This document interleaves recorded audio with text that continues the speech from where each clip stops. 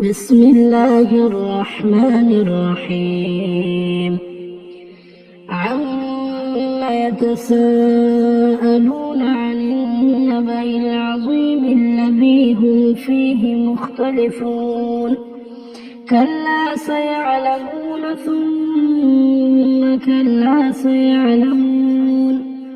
ألم نجعل الأرض مهادا والجبال أوتادا وخلقناكم أزواجا وجعلنا نومكم سباتا وجعلنا الليل لباسا وجعلنا النهار معاشا وبنينا فوقكم سبعا شدادا وجعلنا سراجا وهاجا وأنزلنا من المعصرات ماء ثجاجا لنخرج به حبا ونباتا وجنات ألفافا إن يوم الفصل كان ميقاتا يوم ينفخ في الصور فتأتون أفواجا وفتحت السماء فكانت أبوابا وسيرت الجبال فكانت سرابا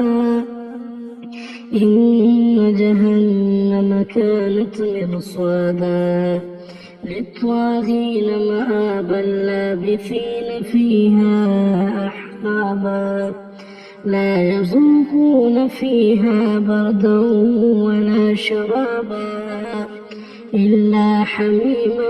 وغساقا جزاء وفاقا إنهم كانوا لا يرجون حسابا وكذبوا بآياتنا كذابا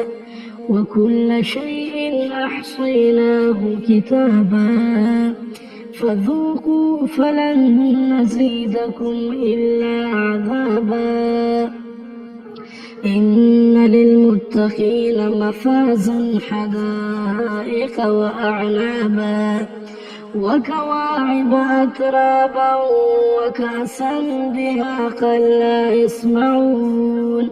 لا يسمعون فيها لغوا ولا كذابا جزاء من ربك عطاء حسابا رب السماوات والأرض وما بينهما الرحمن لا يملكون منه خطابا يوم يقوم الروح والملائكة صفا لا يتكلمون إلا من أذن له الرحمن وقال صوابا ذلك اليوم الحق فمن شاء اتخذ إلى ربه مآبا إنا أنذرناكم عذابا قريبا يوم ينظر المرء ما قدمت يداه